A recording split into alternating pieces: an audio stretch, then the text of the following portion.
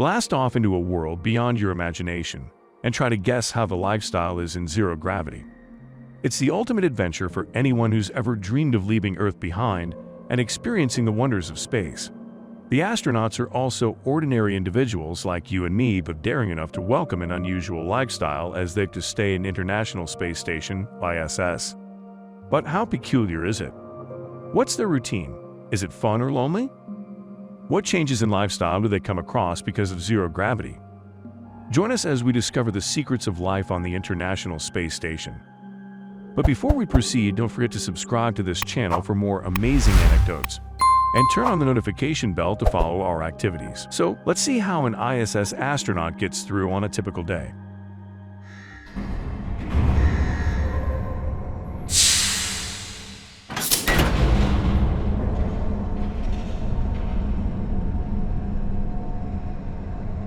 The traditional concept of day and night is for the people on Earth. Generally, ISS astronauts watch the sunrise and set roughly 16 times throughout a regular 24-hour period. So, things are different here. But that's not how human bodies evolved. So a regular 24-hour Earth day has to be maintained, at least to keep the crew from spiraling into a gloomy state of perpetual jet lag. Typically, the day lasts from 6 a.m. to 9:30 p.m. UTC, which is equivalent to 6 a.m. to 5 p.m. Greenwich Mean Time. Around 6 in the morning, the lights are turned on. Most of the time, astronauts are still in their sleeping bags, which are fastened to the cabin walls to prevent them from drifting away. The crewmates start their day reading emails, taking in online news, or reviewing any nighttime tasks passed over from mission control before rising. Normally, we are accustomed to taking showers on Earth after leaving the bed, but that's not the case here. Most astronauts can expect in terms of cleanliness to rub down with a washcloth dipped in a pouch of warm water and a little bit of soap. Crew members with long hair, particularly female astronauts, prefer applying a special shampoo to their scalp and aggressively rubbing it through with a towel. This was created for hospital patients who couldn't shower, and it uses very little water. So, on ISS, you won't ever need a hairdryer. There's a machine designed if anybody needs a haircut, the Flabby, which resembles a pair of clippers that are connected to a vacuum cleaner to stop stray hair from drifting away and clogging up essential ISS equipment. Well, toothbrushing usually got no substitution on ISS, and astronauts are even permitted to use the toothpaste of their choice. The absence of sinks and running water is the primary downside in this case. So, after brushing, astronauts essentially have to swallow the toothpaste foam. As the temperature inside the spacecraft is a constant 72 to 73 degrees, astronauts often dress in comfortable short-sleeved t-shirts. They seldom change their attire, often wearing the same outfits for days in a row due to the station's limited storage capacity and the absence of any washing facilities. The used clothes are eventually stored in a mesh bag in preparation for the subsequent resupply trip, which will presumably provide new supplies. In outer space, answering your nature's call follows quite a peculiar form. Going to the restroom in a microgravity setting presents several unpleasant obstacles. Because of zero gravity, things that are supposed to come down along your alimentary canal don't come. So each crew member receives a personal urinal or funnel that they hook to a vacuum hose and foundry to dispose of liquid human waste. The water is whisked only next door, where their urine is electrolyzed to produce new oxygen and the subsequent batch of drinking water, together with moisture condensation from the air. On the other hand, solid waste is managed by a completely distinct system. Feces are sealed in a plastic bag and vacuumed into a wastewater tank. Astronauts are expected to leave a clean bag for the next crew member to use. Even though this arrangement sounds awful, it's a tremendous improvement over all of the orbital amenities found on space stations. A power outage once compelled cosmonauts aboard the now-defunct Soviet space station Mir to stay in emergency plastic bags until a repair could be performed. For breakfast, bread and sandwiches are off-limits aboard the space station, since crumbs may pose major problems in zero-gravity settings. Not only are they unsightly, but if they are allowed to drift away uncontrolled, they become stuck in small cracks and develop fungus. The refrigerator is not available at space station, but recently, Bioserve Space Technologies, a firm, started testing a replaced board to keep food items such as scrambled eggs, porridge, or waffles. While a lot of it is dehydrated and has to be revived with warm water, there is also lemonade, coffee, or tea. Breakfast is a crucial component of a meticulously planned diet that is closely monitored by nutritionists. It's time for the team to go for their original duty, mission control, where they review the day's schedule after breakfast. In the ISS, almost every work is meticulously scheduled, and astronauts have their daily tasks organized down to the smallest details. Maintenance responsibilities include both proactive measures taken before problems arise and remedial actions taken when a problem has already occurred. It's crucial to clean filters, sanitize surfaces, update computer software, and even remove the garbage, which is often transported by the Progress service truck established by Russia.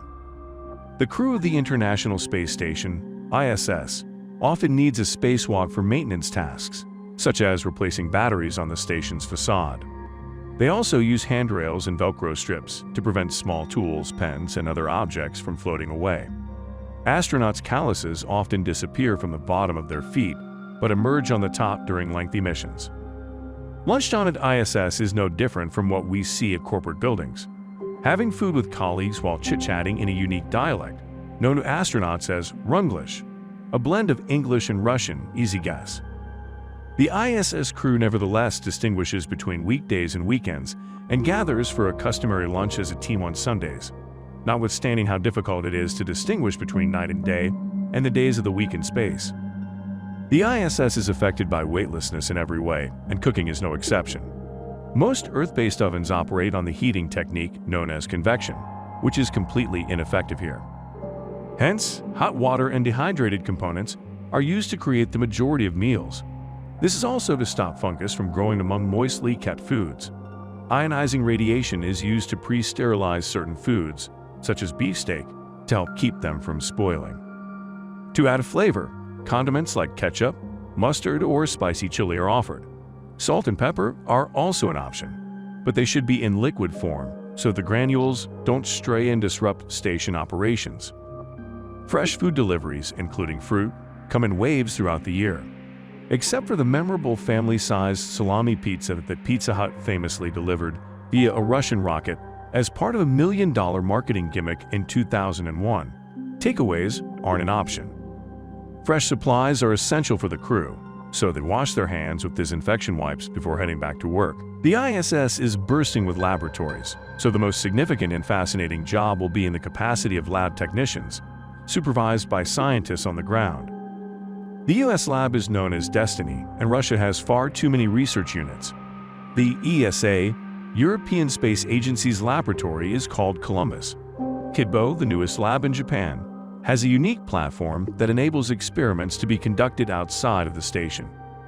The impact of reduced gravity on live cells, artificial materials, and even tiny explosions are just a few other subjects being researched. A complete array of creatures, including mice, ants, fish, and worms, often participate, but it's safe to say that the astronauts themselves serve as the most frequent test subjects. They must thus maintain excellent health. Therefore, after the technical job is over, it's time to work out.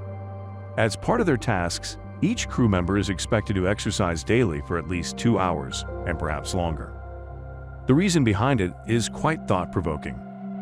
Gravity on Earth naturally preserves our bones and muscles, since they are constantly fighting to keep us upright.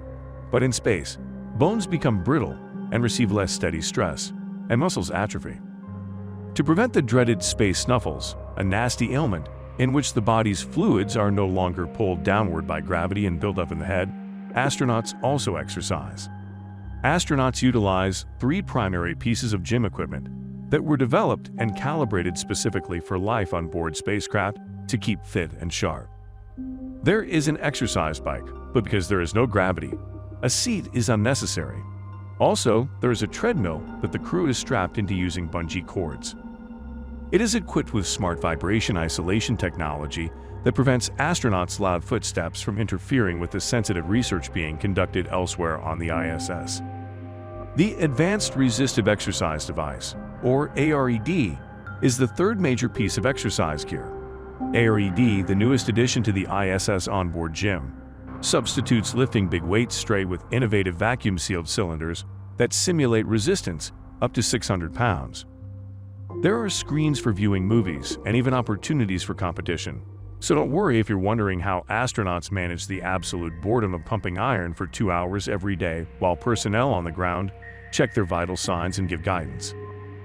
It's time to relax before bed after an evening meal, which may regretfully taste bland since fragrance doesn't work in low gravity and blood rushes to the sinuses owing to the space snuffles. Astronauts may and often do use the ISS's Wi-Fi, which boasts a speed of astonishing 600 megabits per second through the TTRA satellite network. Many people decide to call home in this time. The ISS has a stunning cupola and backpacks with unique arm bowls that allow users to remain constrained while still typing or reading.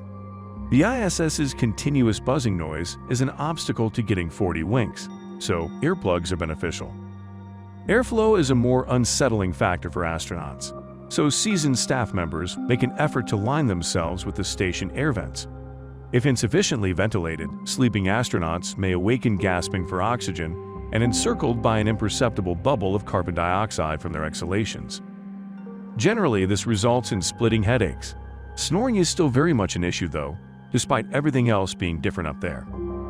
So, what do you think of the lifestyle at an ISS? Would you like to experience it once? Please share your thoughts in the comments below, and make sure to subscribe to our channel and ring the bell icon for more exciting space news and discoveries. Thanks for watching.